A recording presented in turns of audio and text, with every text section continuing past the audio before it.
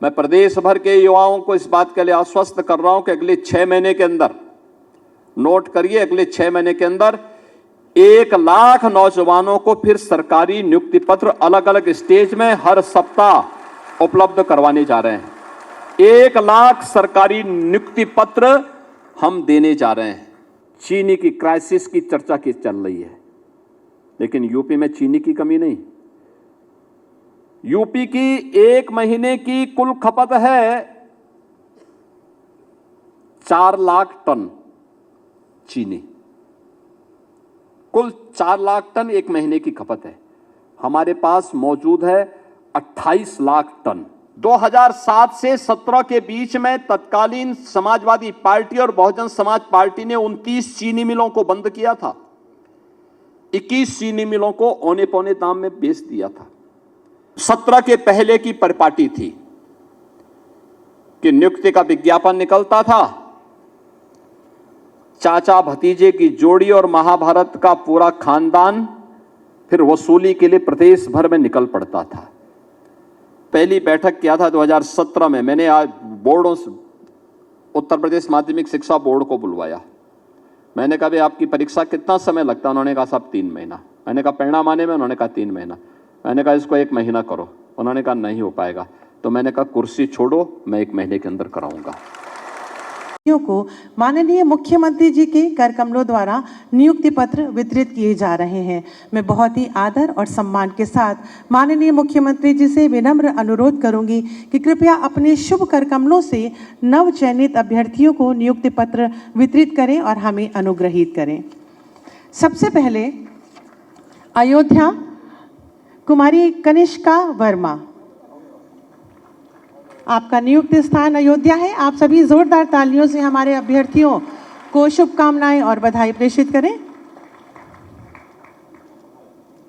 अयोध्या से ही श्री रवि प्रकाश सिंह, आपकी अनवरत तालियां अपेक्षित हैं।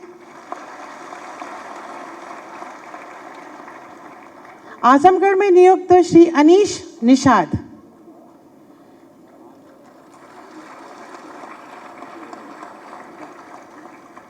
लखीमपुर श्री लवकुश यादव,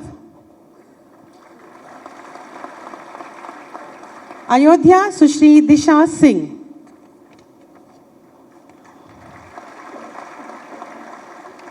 प्रयागराज में नियुक्त भावना श्रीवास्तव,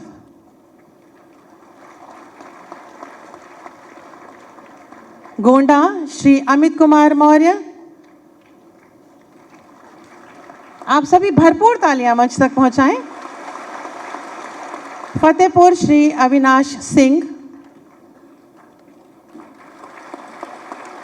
जालौन मोहम्मद अफरोज,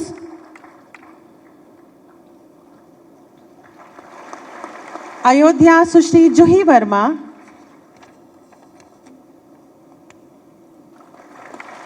गोंडा सुश्री ज्ञानवी तिवारी,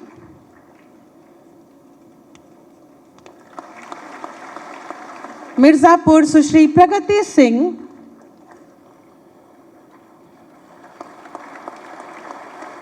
मथुरा सुश्री प्रज्ञा रस्तोगी,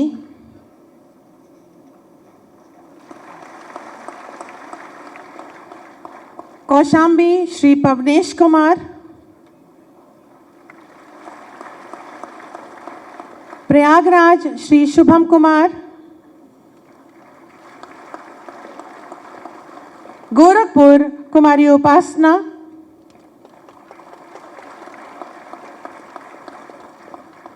गोरखपुर सुश्री मधुमिता सिंह,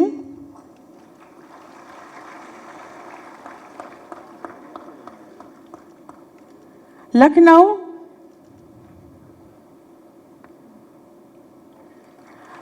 अक्षिता सिंह, लखनऊ ज्योतिका मिश्रा, मंडी परिषद में सचिव पद पर नवचयनित श्री शिव शंकर चौधरी,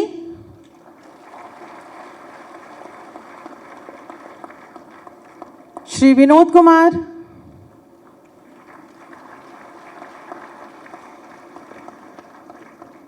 सुश्री महिमा मौर्य,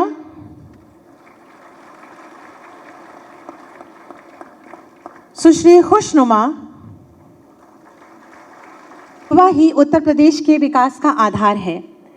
ऐसी भावना से विरासत और विकास के मूल मंत्र के साथ आत्मनिर्भर उत्तर प्रदेश का निर्माण कर रहे हैं माननीय मुख्यमंत्री श्री योगी आदित्यनाथ जी, जिनकी प्रेरणा और मार्गदर्शन में आज हमारे युवा लगभग हर क्षेत्र में रोजगार प्राप्त करने के साथ रोजगार सृजित भी कर रहे हैं। उत्तर प्रदेश के सर्वांगीण विकास को कृत संकल्पित यशस्वी माननीय मुख्यमंत्री जी से विनम्र अनुरोध है कि कृपया अपने शुभाशीर्वचनों से हम सब का मार्ग प्रशस्त करें।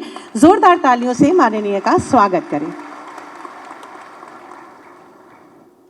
कृषि विभाग के मंडी सचिव और तकनीकी सहायक ग्रुप सी के इस नियुक्ति पत्र वितरण कार्यक्रम के अंतर्गत आज इस समारोह में उपस्थित आदरणीय प्रधानमंत्री जी की प्रेरणा से मिशन रोजगार के अंतर्गत नियुक्ति पत्र वितरण के क्रम में अब आज हम यहाँ पे कृषि विभाग से जुड़े हुए मंडी सचिव और तकनीकी सहायक के नियुक्ति पत्र वितरण के इस कार्यक्रम के साथ यहाँ पर उपस्थित हुए हैं। मैं सबसे पहले 3,400 से अधिक नवचयनित आप सभी अभ्यर्थियों का हृदय से उत्तर प्रदेश सरकार का कृषि विभाग का हिस्सा बनने के लिए अभिनंदन करता हूं, हृदय से बधाई देता हूं और आपके अभिभावकों को, आपके माता पिता को, आपके गुरुजनों को भी इस अवसर पर हृदय से बधाई देता हूं। मैं धन्यवाद देता हूं अधीनस्थ सेवा चयन आयोग को, जिन्होंने पूरे पारदर्शी तरीके से नियुक्ति की इस प्रक्रिया को संपन्न किया है, क्योंकि आज के दिन पर पारदर्शी तरीके के साथ नियुक्ति की प्रक्रिया को पूरा करना अपने आप में एक चैलेंज है और उसमें भी बिना भेदभाव के आरक्षण के नियमों का पालन करते हुए योग्य अभ्यर्थियों को उनकी मेरिट के अनुसार नियुक्ति पत्र प्राप्त हो जाए, यह एक अत्यंत चुनौतीपूर्ण कार्य है। लेकिन हमारे आयोग और बोर्ड इसको सफलतापूर्वक आगे बढ़ाने का कार्य कर रहे हैं। हमें इस बात को ध्यान में रखना होगा कि जब हम योग्यतम अभ्यर्थियों का चयन बिना भेदभाव के करते हैं तो उसका लाभ पूरे प्रदेश को मिलता है। उनकी प्रतिभा और उनकी ऊर्जा का लाभ पूरा प्रदेश लेता हुआ दिखाई देता है और यही तो पिछले 9-9.5 वर्ष के अंदर डबल इंजन की भारतीय जनता पार्टी की सरकार की उपलब्धियों में से एक महत्वपूर्ण उपलब्धि भी है। मुझे बताते हुए प्रसन्नता है कि इस दौरान हमारी सरकार ने 9,30,000 से अधिक उत्तर प्रदेश के युवाओं को सरकारी नौकरी उपलब्ध करवाने में सफलता प्राप्त की है और एक भी नियुक्ति पर कोई प्रश्न नहीं खड़ा कर सकता। हमने पहले दिन से तय कर रखा है कि जो 17 के पहले की परिपाटी थी कि नियुक्ति का विज्ञापन निकलता था, चाचा भतीजे की जोड़ी और महाभारत का पूरा खानदान फिर वसूली के लिए प्रदेश भर में निकल पड़ता था। नौजवान भटकता रहता था, परिणाम नहीं आता था। और अंततः माननीय न्यायालय को कोर्ट में स्टे लगाना पड़ता था, न्यायालय को स्टे करना पड़ता था। समय और उम्र खराब होती थी हमारे युवाओं की।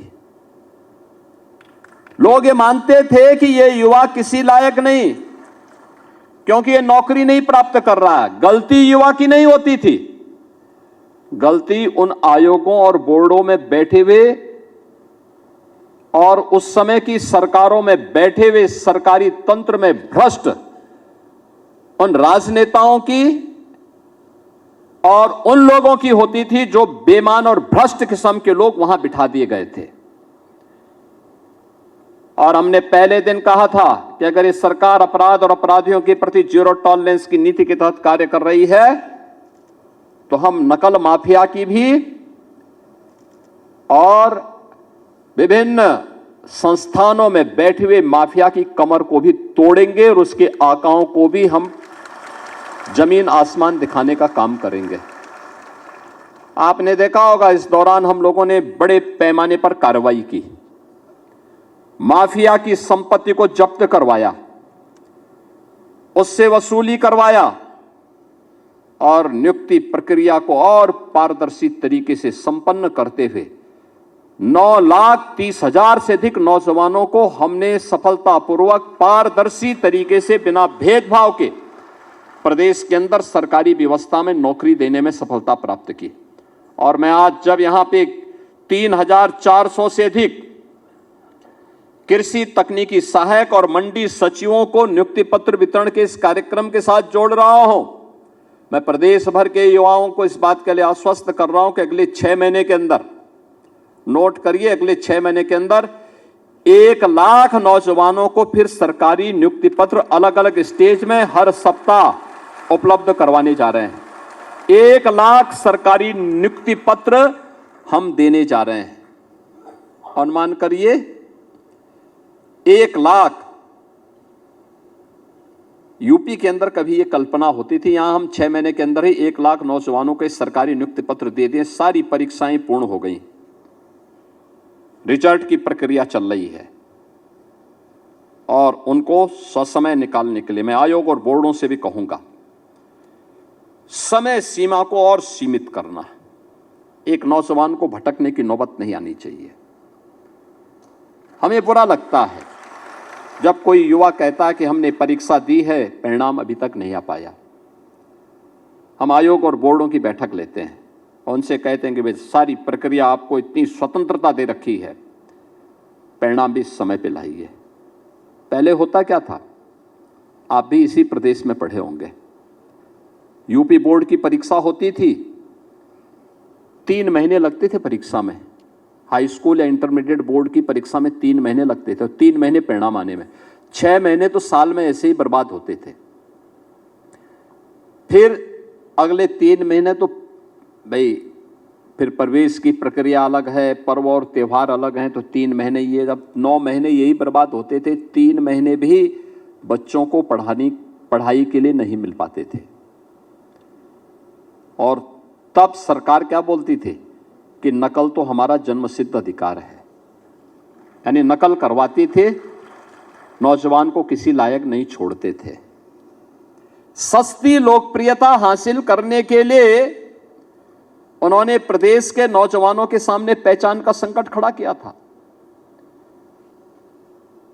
तात्कालिक रूप से नौजवान को लगता था कि हितैषी हैं, हितैषी नहीं थे, दुश्मन थे युवाओं के, जिन्होंने पहचान का संकट खड़ा किया था आपके सामने। और आज जो 6 महीने लगते थे परीक्षा में, हमने उसको घटा करके, मैं जब पहली बैठक किया था 2017 में, मैंने आज बोर्डों से उत्तर प्रदेश माध्यमिक शिक्षा बोर्ड को बुलवाया। मैंने कहा भाई आपकी परीक्षा कितना समय लगता है? उन्होंने कहा साहब 3 महीना। मैंने कहा परिणाम आने में? उन्होंने कहा 3 महीना। मैंने कहा इसको 1 महीना करो। उन्होंने कहा नहीं हो पाएगा। तो मैंने कहा कुर्सी छोड़ो, मैं 1 महीने के अंदर कराऊंगा, 1 महीने के अंदर कराऊंगा। और आज मुझे आपको बताते हुए प्रसन्नता है, मैं 14 दिन में यूपी बोर्ड की परीक्षा कराता हूं और अगले 14 दिन में उसका परिणाम भी दिलाता हूं। 56 लाख अभ्यर्थी उस परीक्षा में होते हैं। 56 लाख बच्चे बैठते हैं। 14 दिन में परीक्षा और 14 दिन में परिणाम। 1 महीने से भी कम समय में अब यूपी का नौजवान देश के अंदर कहीं भी एडमिशन ले सकता है। पहले पता लग रहा है वो चला आ रहा, परीक्षा हो रही है। वो फरवरी से शुरू होती थी और पता लगा जून तक परीक्षा हो रही है। और जून में जब तपती हुई गर्मी में कोई बच्चा गिरता था कहीं, कोई गिरता था कहीं, उतनी भीषण गर्मी में जब लू चलती थी तब परीक्षा कराई जा रहे हैं। मैंने उच्च शिक्षा वालों से भी कहा है कि परीक्षा की प्रणाली को और सीमित करो। परीक्षा बच्चों को प्रताड़ित करने का माध्यम नहीं होना चाहिए, उसका आकलन करने का माध्यम होना चाहिए। उसको सहज बनाओ, सरल बनाओ, उसको आत्मविश्वास से भरपूर करो। प्रक्रिया में और सरलता लाने की आवश्यकता है। आज परिणाम हमारे सामने है। हमने माध्यमिक शिक्षा को पूरी तरह पारदर्शी तरीके के साथ जोड़ा है। नकल विहीन परीक्षा भी है, साथ साथ समय से परिणाम भी है। दोनों एक साथ आ रही है। उच्च शिक्षा से भी, विश्वविद्यालयों से भी कहा गया है कि वे अपने आप में भी ये सुधार करें, प्रक्रिया को और पारदर्शी करें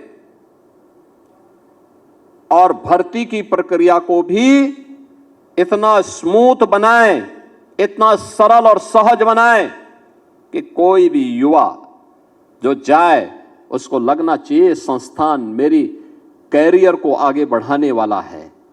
उसको ये नहीं लगना चाहिए कि संस्थान मेरे कैरियर को बर्बाद करने वाला है। उसके मन में उस संस्थान के प्रति श्रद्धा का भाव होना चाहिए।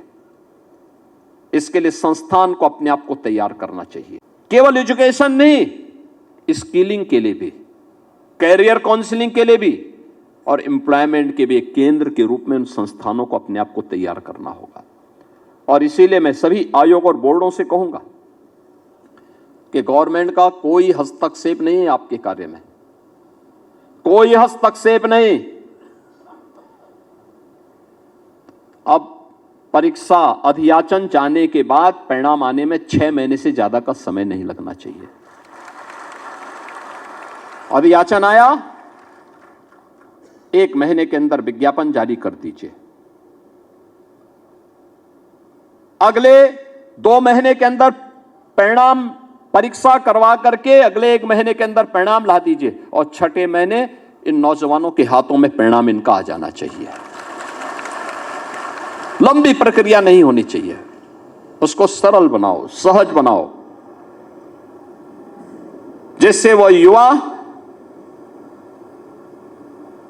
अपने आप को तैयार कर सके, एक उत्साहपूर्ण तरीके से अपनी ऊर्जा का लाभ दे सके। हमने देखा है जब हम अपनी युवा ऊर्जा को प्रोत्साहित करते हैं, उसको साथ लेकर के चलते हैं, परिणाम आते हैं। याद करिए, यही उत्तर प्रदेश 2017 के पहले बीमारू राज्य कहा जाता था।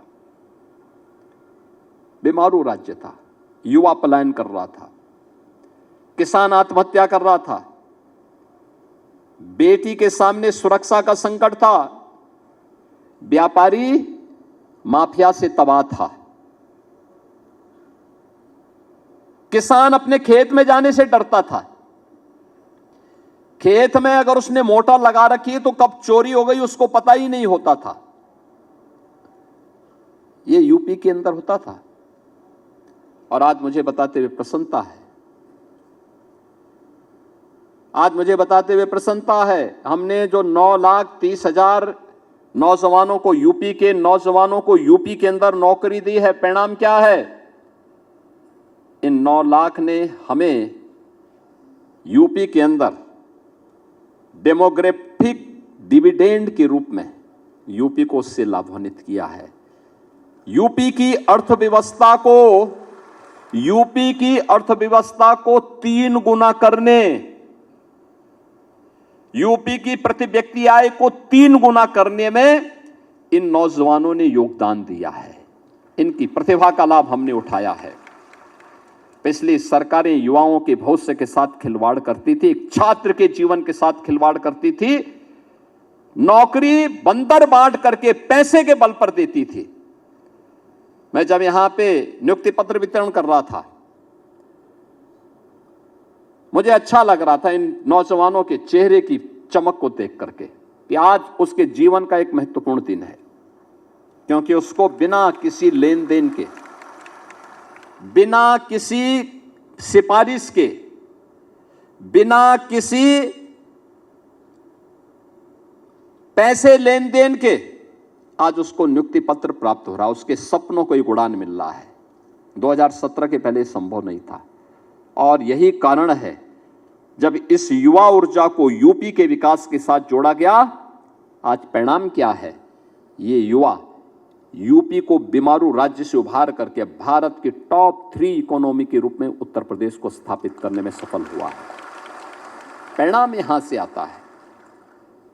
कोई सरकार ये कहे कि हम युवाओं की उपेक्षा करके विकास कर लेंगे, परिणाम ला देंगे, ये दिवा स्वप्न है, कभी नहीं हो सकता। 2017 के पहले यूपी के सामने संकट था, इसलिए क्योंकि इन युवाओं की उपेक्षा हुई थी, उनके जीवन के साथ खिलवाड़ होता था,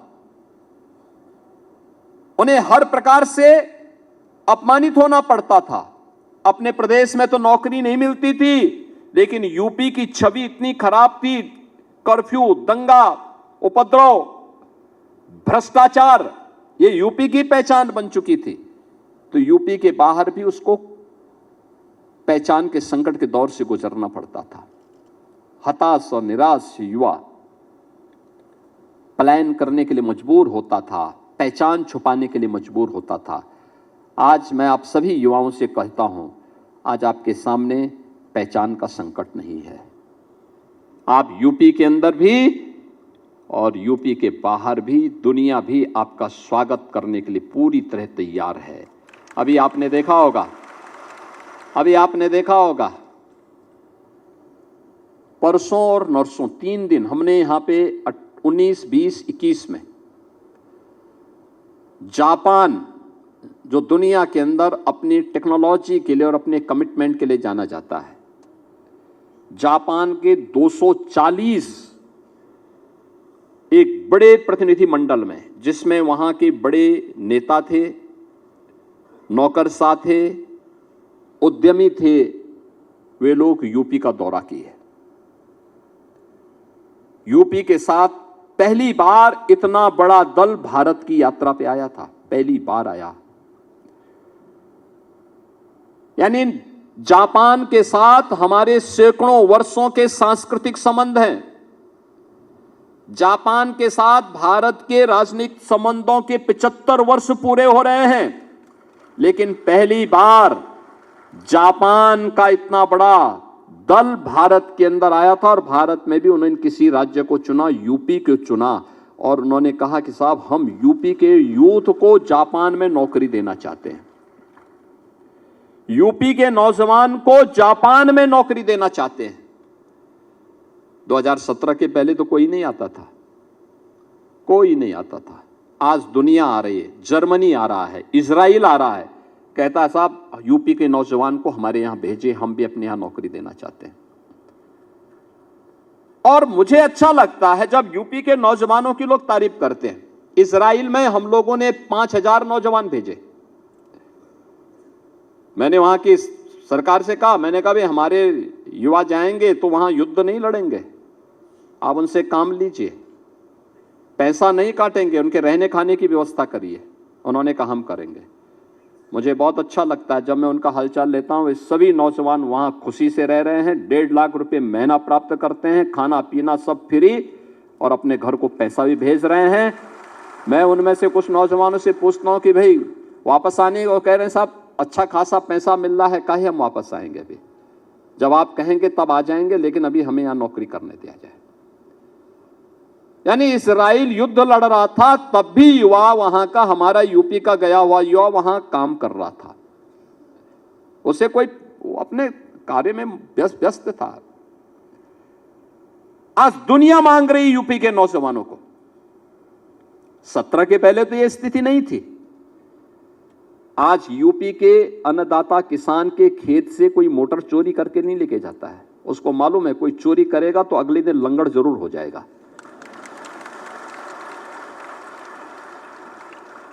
और पहले 17 के पहले तो वह सरकार ही मोटर चोरी करवाती थी।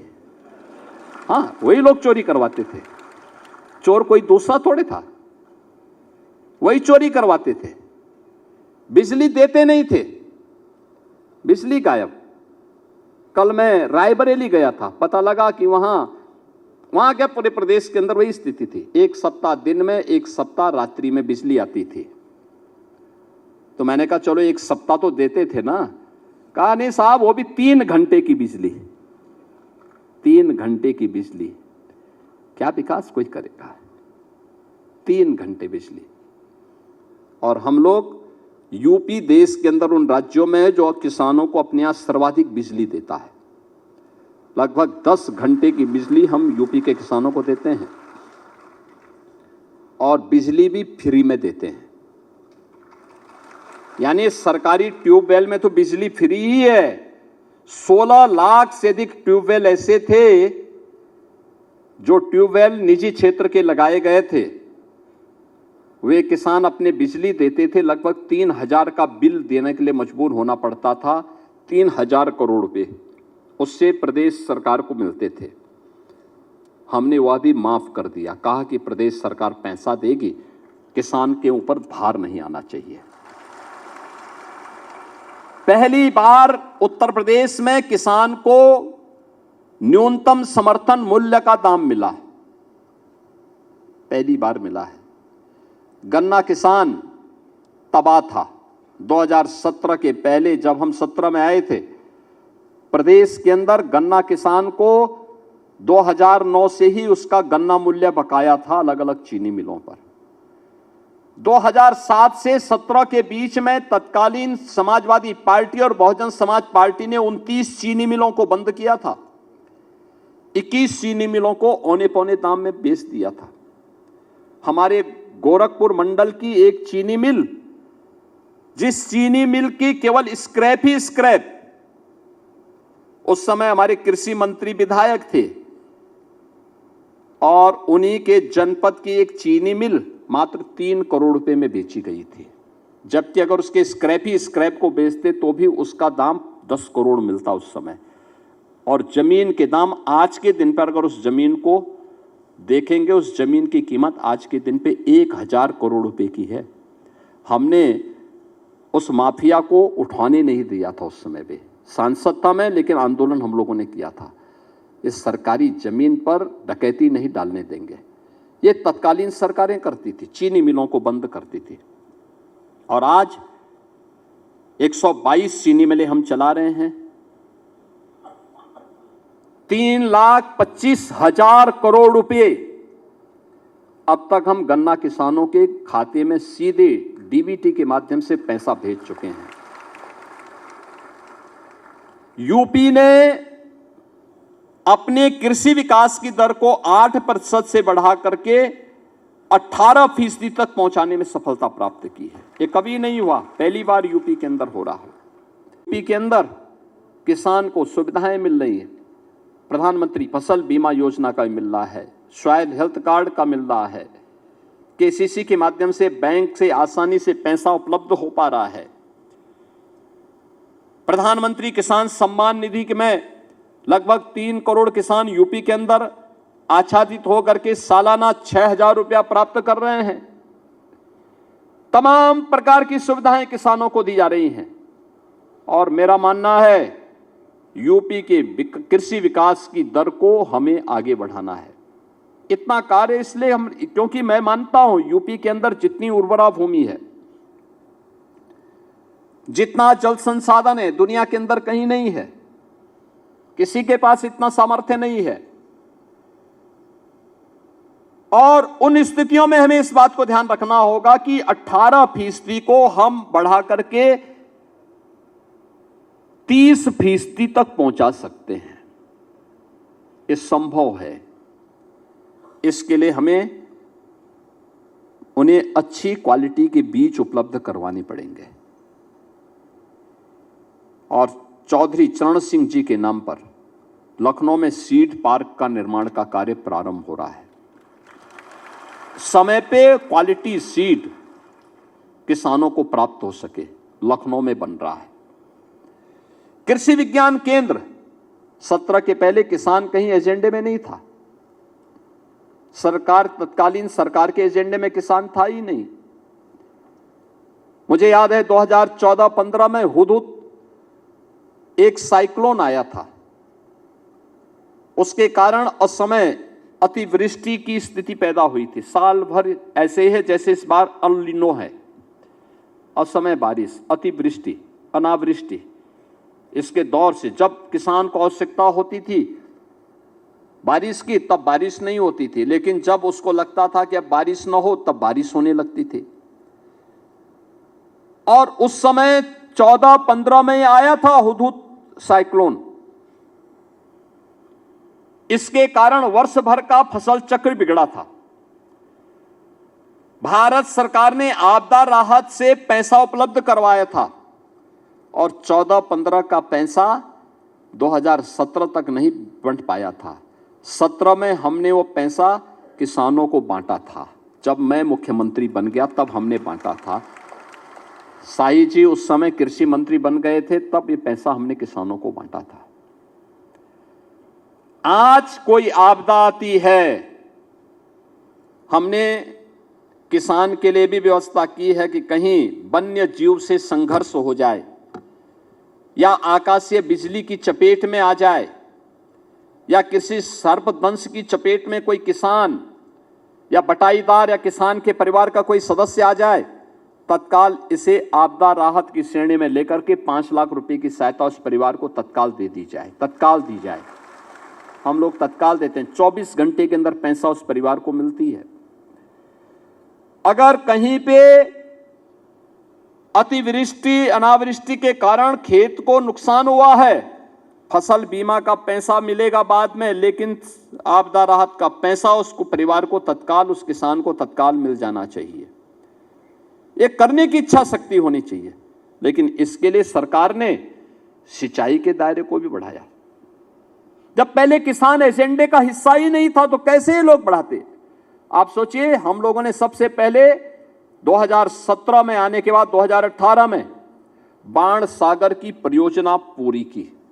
2.5 लाख हेक्टेयर भूमि को ये सिंचाई की सुविधा दे रही है। फिर हमने अर्जुन सहायक परियोजना को बुंदेलखंड की दृष्टि से इसको पूरा करवाया। इसने महोबा से लेकर के बांदा तक सिंचाई की सुविधा को आच्छादन बढ़ाया। और बाद में 2021 में हम लोगों ने सरयू नहर राष्ट्रीय परियोजना का कार्य पूरा किया। ये बहराइच से लेकर के गोरखपुर तक 9-10 जनपदों को 14 लाख हेक्टेयर भूमि को सिंचाई के अतिरिक्त सुविधा दे रही है। ये योजना सरयू नहर राष्ट्रीय परियोजना कब बनी थी? 1972 में। और पूरा कब हो रही है? 2021 में हमने पूरा किया। यानी पिछली सरकारों ने कभी इसको महत्व ही नहीं दिया। पिछली सरकारों के एजेंडे में न युवा था न किसान था। और इसीलिए आज जब आपका कृषि विभाग में प्रवेश हो रहा है, मंडी सचिव के रूप में और तकनीकी सहायक के रूप में, मेरी आप सबसे अपेक्षा है मंडी समिति के रूप में मंडी को ऐसा चमकाइए, साफ सुथरा हो, कचरे का निस्तारण हो, जो व्यापारी वहां रहता है वे भी साफ सुथरे तरीके से वहां रहें। जो किसान मंडी में आता है उस किसान के लिए वहां पर हम व्यवस्थाएं दें, बुनियादी सुविधाएं भी दिए, बैठने की व्यवस्था भी करें, अन्नदाता किसान को सम्मान मिले, रंग रोगन करने की व्यवस्था हो। उन ग्रामीण सड़कों को जो मंडी समिति के अंतर्गत हैं उनका समय पे चयन और समय पे उनका निर्माण हो। मंडी समिति के शेड अच्छे हों और प्रभावी हों और किसान की उपज को वहां पर प्रोक्योर करने की व्यवस्था और एमएसपी देने का उचित प्लेटफॉर्म भी हो। मंडी को हमें ई नाम से जोड़ने की कार्रवाई को भी आगे बढ़ाना चाहिए। ये प्रक्रियाएं अगर हम समय पे करते हैं, योगदान देते हैं, तो यह देश के प्रति हमारा कर्तव्य होगा। यही हमारे लिए नेशन फर्स्ट है। नेशन फर्स्ट या भारत माता की जय करने से जय नहीं होता है। इसके लिए अपने कर्तव्यों का ईमानदारी पूर्वक निर्वहन करना, तकनीकी सहायक के रूप में आपकी जिम्मेदारी होनी चाहिए। किसान को तकनीक के साथ जोड़ना, इरिगेशन में कैसे हम खेत को पूरा पानी से लबालब करने की बजाय ड्रिप इरिगेशन को कैसे महत्व दे सकते हैं, स्प्रिंकलर प्रणाली को कैसे हम प्रभावी आगे बढ़ाने में योगदान दे सकते हैं, कैसे हम आधुनिक तकनीक का उपयोग करवा सकते हैं, इससे आमदनी कई ज्यादा बढ़ेगी किसान की, कैसे हम स्वफसली ले सकते हैं, कैसे किसान की आमदनी को बढ़ाने के लिए उसको वैल्यू एडिशन के साथ जोड़ा जा सकता है। ये सभी कार्य अगर आप समयबद्ध तरीके से बढ़ाएंगे, इसका लाभ होगा। आपके प्रति अन्नदाता किसान के मन में एक श्रद्धा और सम्मान का भाव पैदा होगा। आप में से ज्यादातर लोग किसान परिवार से जुड़े हुए हैं। उस किसान के लिए जो सर्दी गर्मी बरसात की परवाह के बगैर पेट भरता है, हम सबका, प्रदेश का, देश का, दुनिया का, उस अन्नदाता किसान के प्रति हमारे मन में सम्मान का भाव होना चाहिए। सम्मान का भाव होगा तो प्रदेश प्रगति करेगा। आप देख रहे होंगे चीनी की क्राइसिस की चर्चा की चल रही है, लेकिन यूपी में चीनी की कमी नहीं। यूपी की एक महीने की कुल खपत है 4 लाख टन चीनी, कुल 4 लाख टन एक महीने की खपत है। हमारे पास मौजूद है 28 लाख टन, यानी आप अनुमान करिए 7 महीने की चीनी हमारे पास मौजूद है। और हम 15 अक्टूबर से फिर चीनी मिल चालू करेंगे तो 90 लाख टन यानी 900 लाख कुंटल चीनी का फिर से प्रोडक्शन अपनी चीनी मिलों के माध्यम से कर देंगे। यानी इतने बड़े पैमाने पर सामर्थ्य यूपी के पास है। यूपी की 25 करोड़ जनता का ही नहीं, भारत की 140 करोड़ जनता का पेट भरने की सामर्थ्य यूपी रखता है। और उसके लिए तकनीकी सहायक में आपकी एक बड़ी भूमिका हो सकती है। कृषि विज्ञान केंद्र के माध्यम से बहुत अच्छे कार्य, वर्तमान में कृषि विज्ञान केंद्र चलने शुरू हुए हैं, कृषि विश्वविद्यालय चल रहे हैं। और इस समय प्रधानमंत्री जी की प्रेरणा से कृषि वैज्ञानिक और तकनीकी सहायक अब खेत की बात यानी खेती की बात खेत में करने लग गए, लैब टू लैंड की बात करने लग गए। अब लैब पे ये एक्सपेरिमेंट नहीं होगा, अब वह किसान के खेत में होगा। हमें खेती की बात करनी है तो किसान के खेत में करेंगे, कार्यालयों में नहीं, सेमिनार के हॉल में नहीं, उस खेत में ये बात होगी। और इस अभियान को हमें गति देनी होगी। मुझे लगता है कि आपको लगता है कि अगर सरकार ने पारदर्शी तरीके से नियुक्ति की प्रक्रिया दी है और यूपी के नौजवानों को ये अपॉर्चुनिटी मिली है, तो हम इसका लाभ अपने प्रदेश को दें, आने वाली पीढ़ी को दें, देश को दें। और यही हमारे लिए नेशन फर्स्ट की थ्योरी है, यही हमारे लिए भारत माता की जय है। जब हम अपने कर्तव्य का अपने क्षेत्र में ईमानदारी पूर्वक निर्वहन करते हैं तो, और उस निर्वहन के लिए मैं आप सबका आह्वान करूंगा। आपको रक्षाबंधन के ठीक पहले आपको यह नियुक्ति पत्र प्राप्त हो रहा है, तो स्वाभाविक रूप से जिन बेटियों को यह नियुक्ति पत्र प्राप्त हो रहा है उनके परिवार के सदस्यों को तो खुशी होगी ही, लेकिन जिन नौजवानों को भी प्राप्त हो रहा है उनकी बहनों को और उनकी माताओं को और भी प्रसन्नता होगी। मैं इस अवसर पर उनके अभिभावकों को हृदय से उनका अभिनंदन करता हूं, आपको बधाई देता हूं और विश्वास करता हूं कि उत्तर प्रदेश को एक आत्मनिर्भर और उत्तर प्रदेश, विकसित उत्तर प्रदेश बनाने के लिए आप सब अपने अपने क्षेत्र में अपना योगदान देंगे। इस विश्वास के साथ आप सबके प्रति मेरी मंगलमय शुभकामनाएं हैं। धन्यवाद। जय हिंद।